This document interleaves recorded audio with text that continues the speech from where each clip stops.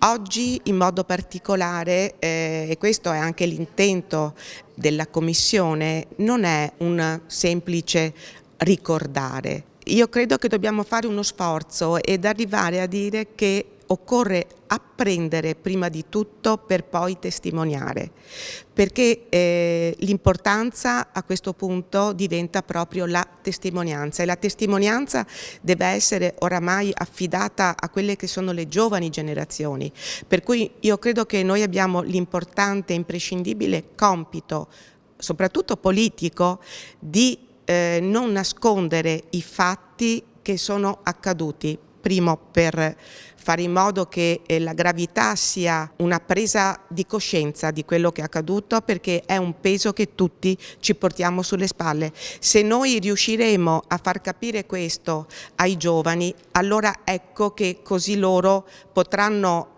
dire che in qualche modo hanno preso parte, tra virgolette, a questa vicenda e potranno essere dei testimoni.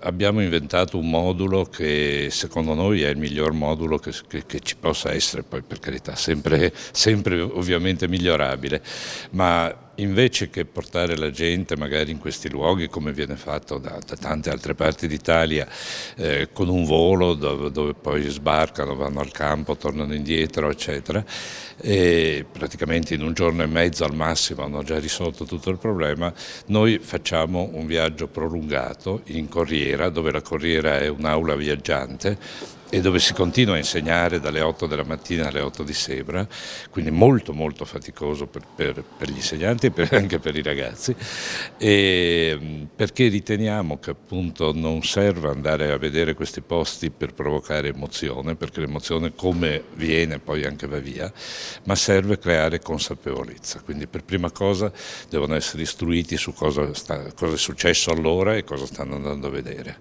Purtroppo si va avanti per stereotipi e questo è il difetto forse di quello che viene genericamente fatto, perché sostanzialmente si arriva a dire che il libro è Primo Levi, la reduce è Liliana Segre, il campo è Auschwitz. Invece è stato qualcosa di vastissimo, cioè che ha invaso proprio tutta l'Europa. 1600 sono stati i campi di concentramento e circa 44.000 i luoghi che hanno avuto a che fare con la Shoah. Nell'ultimo libro che esce oggi in libreria e che ho presentato ieri ne parlo di 374 di questi posti, ma sono solo una frazione minima. Così come appunto sempre a livello di stereotipi,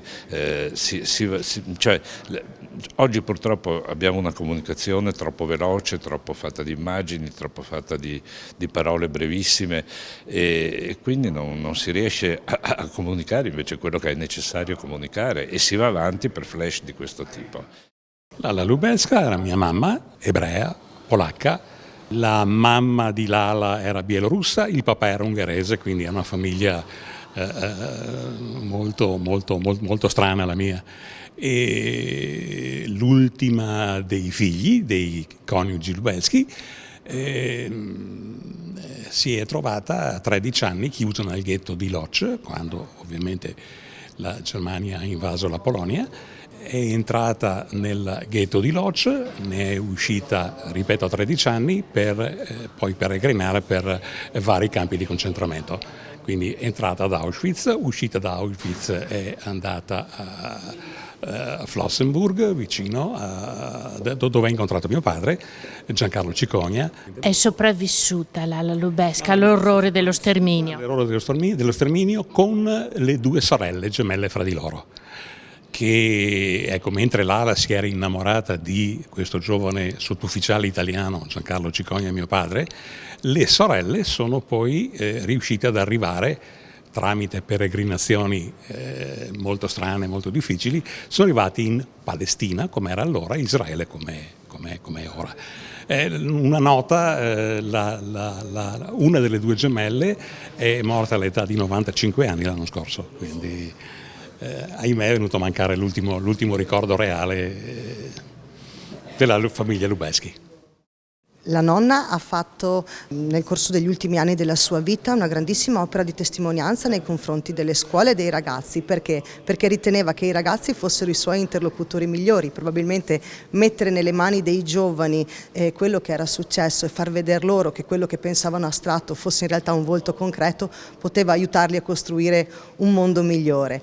È stata una promessa quella che le ho fatto quando se n'è andata, quando è partita per il suo viaggio, aveva la necessità di passare un testimone, l'ho fatto volentieri, mi piace tantissimo l'arricchimento emotivo e affettivo che si ha quando si interagisce con i ragazzi raccontando questo tipo di storia è qualcosa di straordinario, quindi è un regalo che ricevo io ogni anno.